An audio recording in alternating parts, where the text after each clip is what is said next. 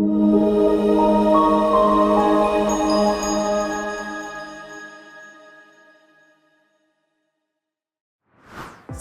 warahmatullahi wabarakatuh. Perkenalkan, saya Iman Irawan MSI, dosen tetap Prodi Sosiologi Fakultas Ilmu Sosial dan Ilmu Politik Universitas Palangkaraya. Pada kesempatan kali ini, saya akan menjelaskan mata kuliah yang saya ampuh sesuai dengan bidang keahlian saya, yaitu Sosiologi Komunikasi.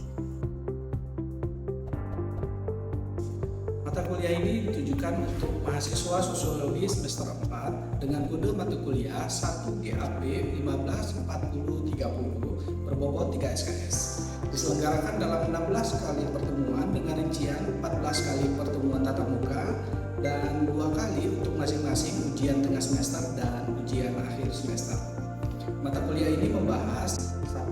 Pengertian ruang lingkup dan objek sosiologi komunikasi, hambatan-hambatan dalam komunikasi massa, terbentuknya masyarakat global dan pembentukan cyber community, pokok-pokok pikiran teori sosiologi komunikasi, teori efek komunikasi massa, dan masalah-masalah sosial di media sosial dan media massa. Pada akhir mata kuliah, mahasiswa akan dibekali teknik atau cara menganalisis permasalahan di media massa dan media sosial yang kemudian akan dipublikasikan pada jurnal bereputasi baik nasional maupun internasional.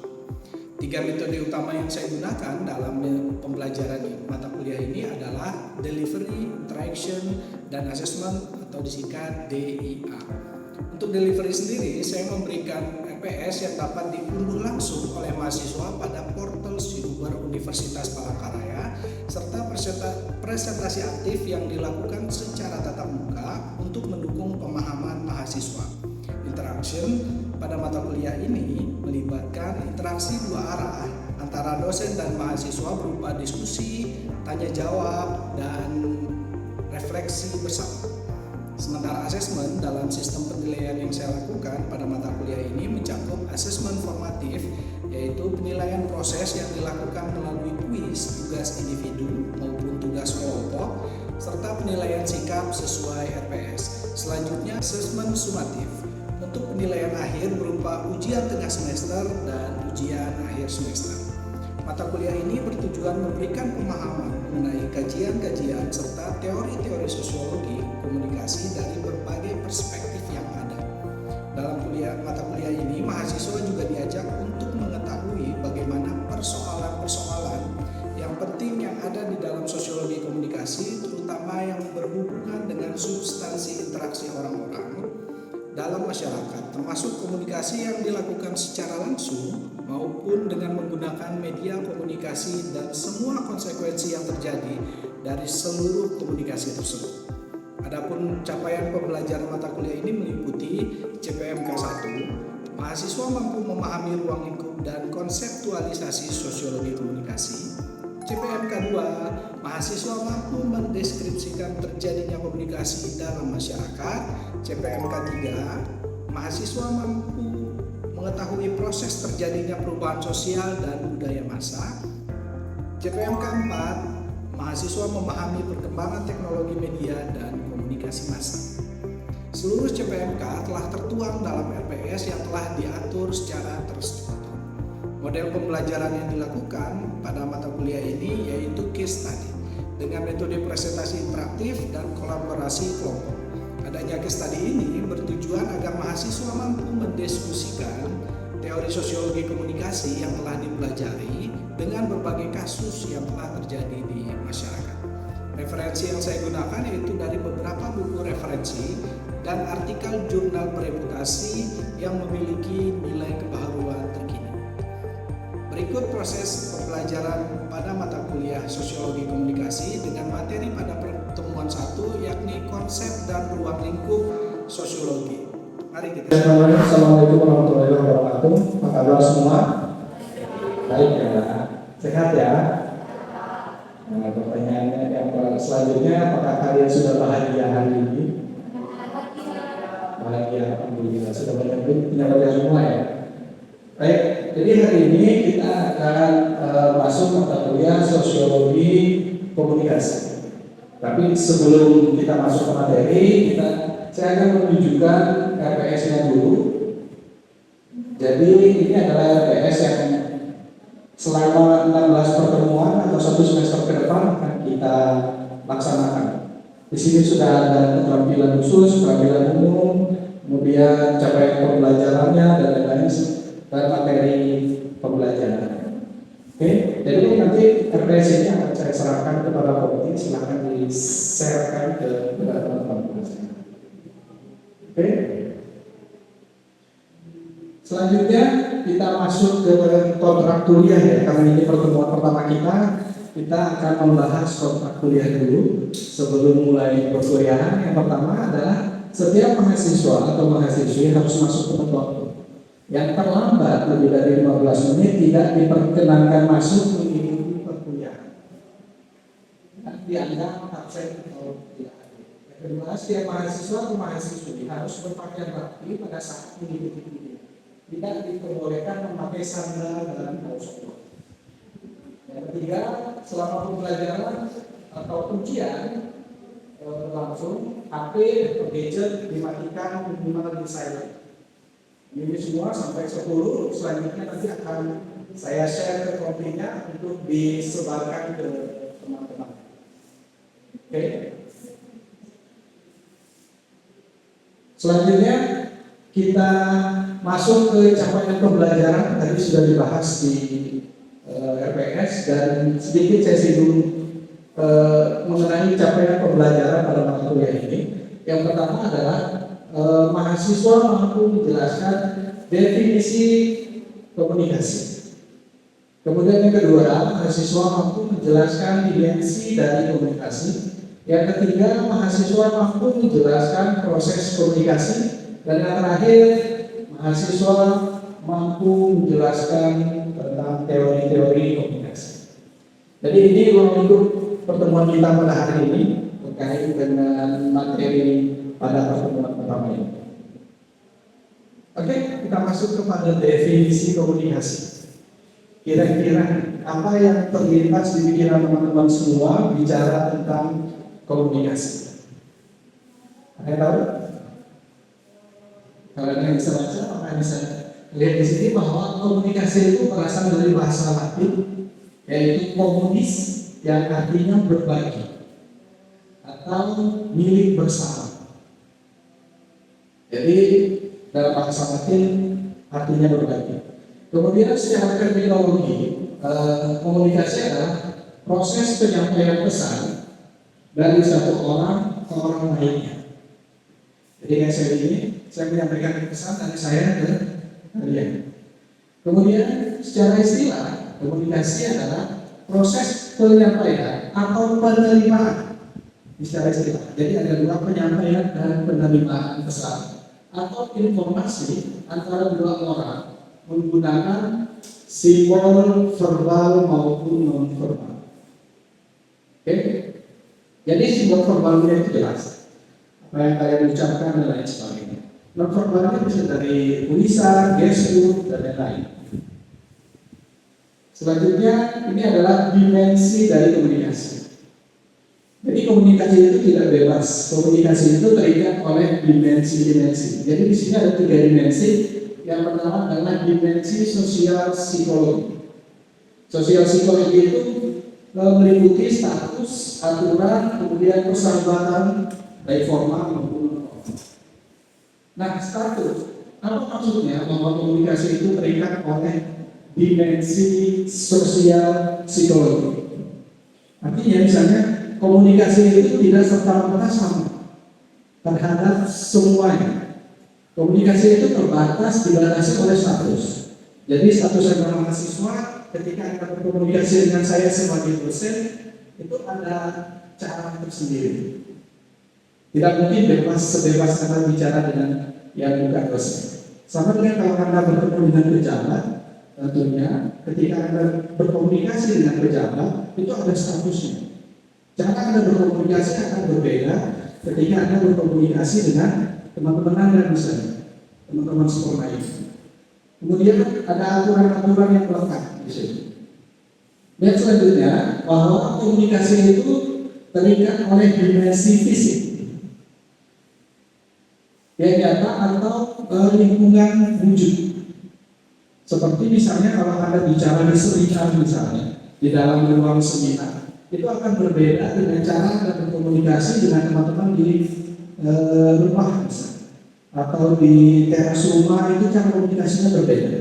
Itulah sebabnya kenapa komunikasi itu dibatasi oleh lingkungan fisik. Nah kemudian, jadi yang ketiga adalah komunikasi dibatasi oleh dimensi waktu. Jadi bicara tentang komunikasi bahwa tidak semua orang itu suka berkomunikasi di setiap waktu. Tidak semua orang itu akan suka berkomunikasi di pagi hari, di siang hari, sore hari, malam hari, sampai tengah malam, sampai pagi lagi. Jadi orang-orang itu ada masanya mereka berkomunikasi. Ada orang yang suka berkomunikasi itu hanya pada sore hari, ada yang suka berkomunikasi pada malam hari. Itu ditandai misalnya kalau kalian punya teman-teman, kemudian teman-teman itu diajak hangout di pagi hari. Ada yang menolak. Karena apa? Karena dimensi dari komunikasinya dia itu hanya pada malam hari. Atau ada yang pagi hari. Jadi dia itu cuma mau hangout, mau nongkrong, mau duduk itu hanya pada pagi hari. Dia tidak mau siang hari dan malam hari. Nah inilah yang disebut bahwa komunikasi itu dibatasi oleh dimensi waktu. Oke, sampai sini ada pertanyaan? Silakan ingin bertanya, katakan. Oke, Lydia silakan. Baik, terima kasih atas kesempatan yang diberikan Bapak. Izin memperkenalkan diri, nama saya Lydia Opusuliku. Dari materi yang sudah Bapak jelaskan tadi, seperti yang kita ketahui pada era digital atau media sosial saat ini, komunikasi seringkali hanya terjadi lewat pesan singkat atau bahkan emoji tanpa adanya tatap muka. Nah, pertanyaan saya menurut Bapak, apakah komunikasi seperti itu masih dapat dikatakan efektif jika dimensi sosial psikologisnya di lingkungan fisiknya hampir tidak ada? Sekian, terima kasih Bapak. Baik, terima kasih Lydia. Pertanyaannya cukup bagus ya, bicara tentang bagaimana sih komunikasi di era media digital saat ini. Jadi jika itu ditanya apakah itu komunikasi, maka yes, itu adalah komunikasi. Tadi Lydia menanyakan tentang efektivitasnya. Nah, bicara tentang efektivitasnya itu menjadi kurang efektif di era komunikasi modern saat ini. Jadi kenapa itu kurang efektif? Karena itu tadi dia terbatas oleh sosial psikologis dan dimensi fisik. Sebagai contoh misalnya, Lydia ketika saya ngechat Lydia misalnya, Lydia hari ini sibuk. Lydia hanya jawab enggak. Nah ketika dia hanya menjawab enggak, itu berbagai macam makna yang saya artikan dari satu kata enggak melalui teks itu tadi. Karena kalau melalui teks saya tidak bisa melihat bagaimana mimiknya Lydia, bagaimana ekspresi yang ditampilkan, apakah dengan senyuman dan lain sebagainya. Nah itulah yang disebut dia kurang efektif karena dari fisik. Bicara tentang efektivitas komunikasi di era media digital, karena melalui teks itu, karena keterbatasan dimensi fisiknya, saya tidak bisa tahu Lydia itu bicara enggak itu dengan minta maksam atau dengan senyuman. Jadi karena kurang efektif itu, jadi karena keterbatasan itu, saya jadi memaknai apa yang disampaikan Lydia itu dengan minta maksam misalnya, dengan tambahan jumpetnya. Akhirnya saya merasakan bahwa Lydia itu tidak memandang status saya sebagai dosen. Karena keterbatasan dimensi sosial psikologis. Karena dimensi fisiknya itu terbatas. Coba kalau kita dibalik posisinya, ketika saya bertanya langsung dengan Lydia, maka hari ini sibuk, jawabnya pasti dengan senyuman dan lain sebagainya. Jadi makna yang Lydia sampaikan ke saya bisa langsung saya interpretasikan. Oh, jadi masih memandang saya sebagai dosen dan lain sebagainya. Oke? Selanjutnya kita bicara tentang proses komunikasi. Proses komunikasi itu adalah penyampaian pesan dari komunikator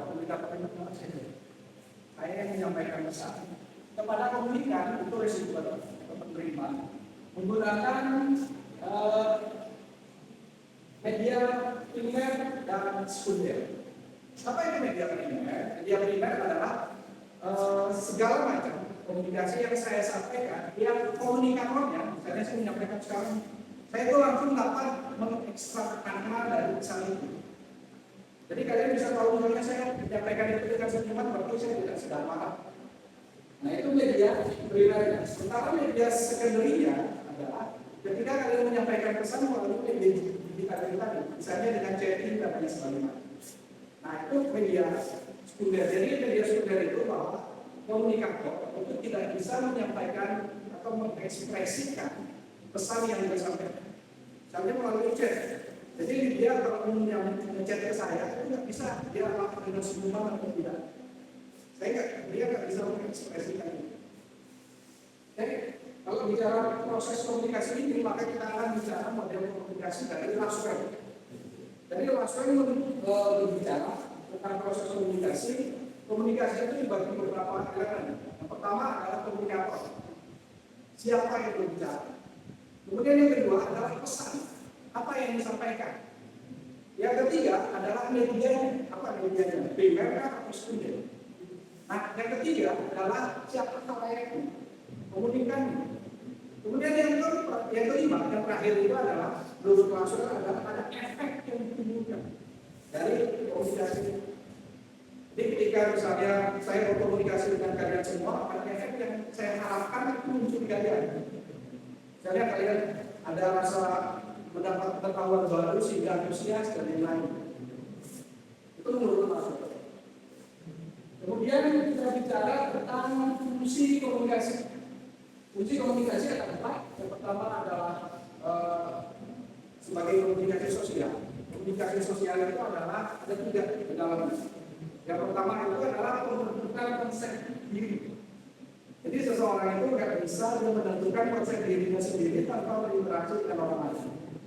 Bayangkan kalau Anda hidup di bumi, Anda nggak tahu konsep diri Anda itu seperti apa. Sebab itu ketika Anda berinteraksi, berkomunikasi dengan orang lain, Anda baru bisa memahami konsep dirinya seperti apa. Apakah Anda orang yang cerdas dan lain-lain, nah dengan berkomunikasi Anda dapat membentuk itu sampai alam bawah sadar Anda konsep diri itu terbentuk. Kemudian yang kedua, dalam komunikasi sosial itu ada aktualisasi diri. Ketika konsep diri sudah terbentuk, maka selanjutnya adalah bagaimana konsep diri itu bisa berekspresi, teraktualisasi. Nah, bagaimana caranya? Jadi di dalam komunikasi biasanya ada orang yang di dalam alam bawah sadarnya terbentuk konsep diri itu orang yang cerdas. Gimana cara yang aktualisasikan itu? Dia pasti akan banyak bertanya, kemudian gaya bicaranya sangat ilmiah, sangat terstruktur dan lain-lain. Ini biasanya kalau di dalam kelas orang yang berbicara misalnya itu sudah dipikirkan matang-matang struktur bagaimana kalau dia berbicara. Nah itu cara dia mengaktualisasikan ini. Bayangkan kalau tanpa komunikasi gimana cara Anda mengaktualisasikan ini. Kemudian di dalam komunikasi sosial ini ada juga yang namanya kebutuhan. Bayangkan Anda hidup untuk memenuhi kebutuhan misalnya dengan yang hidup di lingkungan sosialnya, bagaimana memenuhi kebutuhan itu tanpa komunikasi.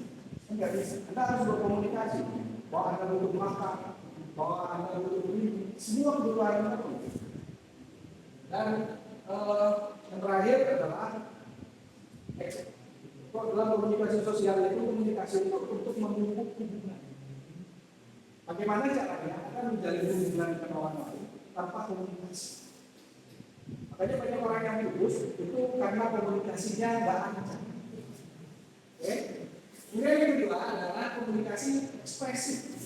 Komunikasi ekspresif itu adalah bagaimana teman-teman semua itu ketika berkomunikasi itu mengekspresikan rasa bahagia, rasa sedih, marah dan lain-lain. Karena nggak mungkin komunikasi ketika marah itu akan sama dengan komunikasi ketika sedih. Karena sebabnya komunikasi itu fungsinya juga kemudian komunikasi ritual. Misalnya teman-teman di dalam beribadah itu pasti ada cara komunikasinya masing-masing. Jadi kalau Anda ritual cuma duduk cuma diem, itu nggak akan bisa. Kemudian komunikasi sebagai instrumen. Instrumental maksudnya adalah ketika komunikasi itu digunakan sebagai persuasi untuk merubah perilaku seseorang itu menggunakan komunikasi. Komunikasinya pun berbeda. Ya mungkin sama komunikasi misalnya ketika ada di dalam seminar dengan membujuk seseorang yang akan melakukan kejahatan. Itu berbeda. Atau membujuk pasangan supaya tidak minta putus. Itu berbeda dengan ketika ada komunikasi di ruang publik dengan acara formal. Oke? Kemudian kita bicara teori komunikasi. Tadi sudah saya sebutkan, saya singgung mengenai model Laswell dari Harold Laswell ini. Kita bicara bahwa komunikasi itu ada tambahan di belakangnya adalah bagaimana menggali efek dari komunikasi itu sendiri. Saya sebagai komunikator menyampaikan pesan kepada Anda, kemudian menggunakan media primer. Apa yang saya sampaikan sekarang ini media primer. Tapi ketika saya di rumah, saya ngecek teman-teman apa kabar, itu media sekunder. Nah sekarang saya menggunakan media primer. Kemudian halayak ini siapa? Anda halayaknya. Kemudian apa efek yang ingin saya timbulkan? Efeknya adalah bagaimana menggugah rasa ini dalam Anda semua. Itu dari Harold Laswell. Kemudian kita bicara tentang bullet theory atau teori jarum suntik. Nah teori ini bicara bahwa halayak itu pasif, tidak aktif. Jadi di dalam konsep ini si Wilbur Swanson itu bicara bahwa halayak itu sifatnya pasif, tidak aktif. Halayak itu menerima apapun yang disampaikan oleh media. Jadi layaknya seorang dokter yang menusukkan jarum suntik kepada pasiennya. Jadi pasien itu nggak mungkin nanya isi serumnya apa. Jadi dia percaya nggak bahwa serum itu dapat menyembuhkan. Itu kalau bicara jarum itu dari.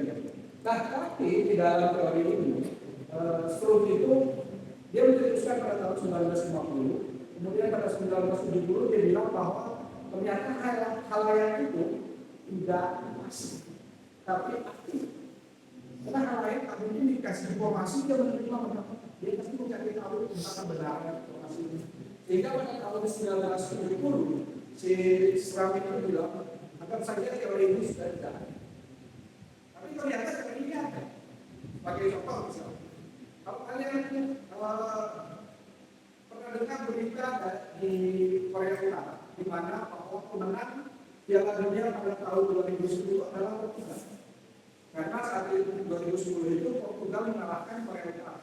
Jadi Korea Utara dalam media nasional menyebut bahwa juara Piala Dunia tahun 2010 itu adalah Portugal. Masyarakat Korea Utara percaya ini. Karena tahun 2010 juara Piala Dunia itu adalah Spanyol. Kenapa mereka percaya? Dapat dianalisis pakai jalan kebenaran ini bahwa hal yang itu tidak pasti. Mereka percaya saja apa yang disampaikan oleh media. Nah, walaupun si Seram itu bilang bahwa teorinya akan tidak sudah nggak relevan pada tahun 1970-an. Tapi ternyata 2010 masih ada. Kemudian teori yang ketiga adalah information theory. Teori ini bicara bahwa orang dengan keterbatasan informasi itu cenderung mudah untuk dipersuasi. Sebagai contoh, itu teman-teman pernah kedatangan secara spekulatif. Ada secara spekulatif di rumah. Nah, pada tahun 2010, 2011 atau 2012 itu, saat itu awal mula peralihan kompor minyak ke kompor gas. Apa yang terjadi saat itu? Banyak sekali kasus kompor gas itu meledak.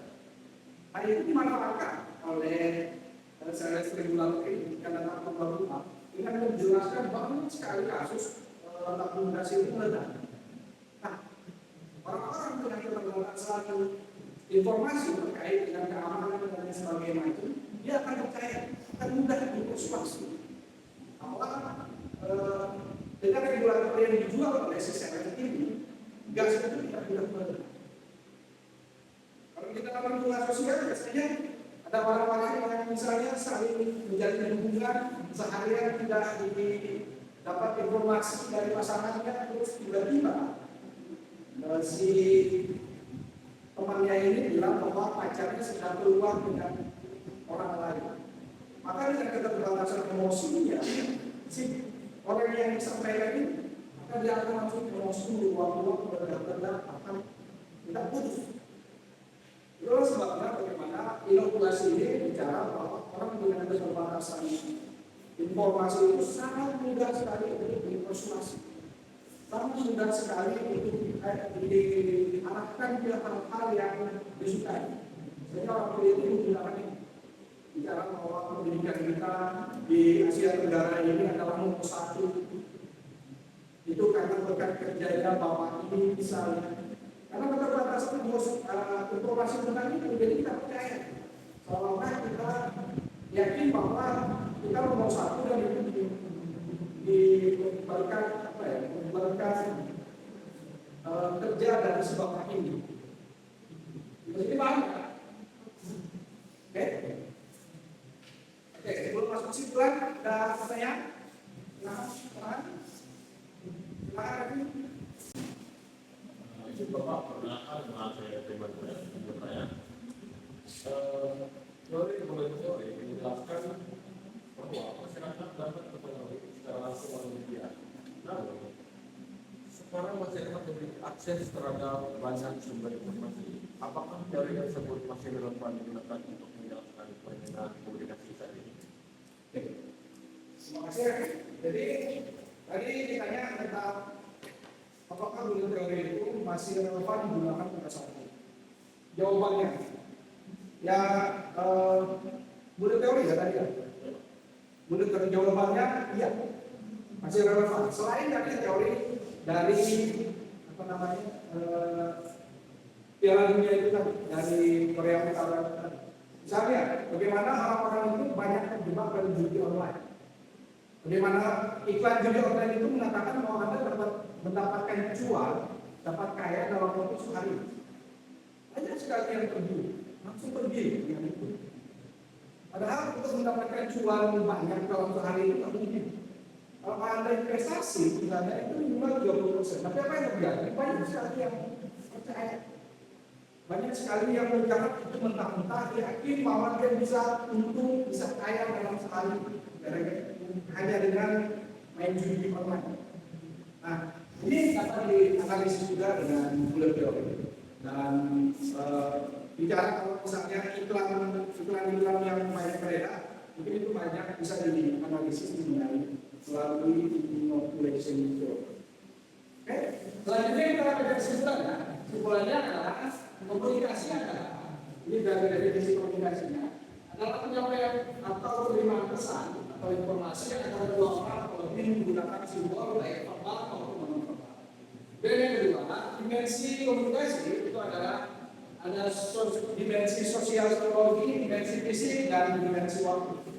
Ketiga, proses komunikasi dapat digunakan melalui media primer maupun sekunder atau sekunder. Kemudian fungsi komunikasi sebagai komunikasi sosial, komunikasi ekspresif, komunikasi visual, dan komunikasi instrumental. Sementara teori komunikasi itu ada beberapa yang kita bahas tadi. Ada dari model Laswell, kemudian ada teori the bullet theory atau teori peluru. Dan yang ketiga adalah inoculation teori. Baik, demikian pertemuan kita hari ini. Terima kasih atas waktunya. Assalamualaikum warahmatullahi wabarakatuh.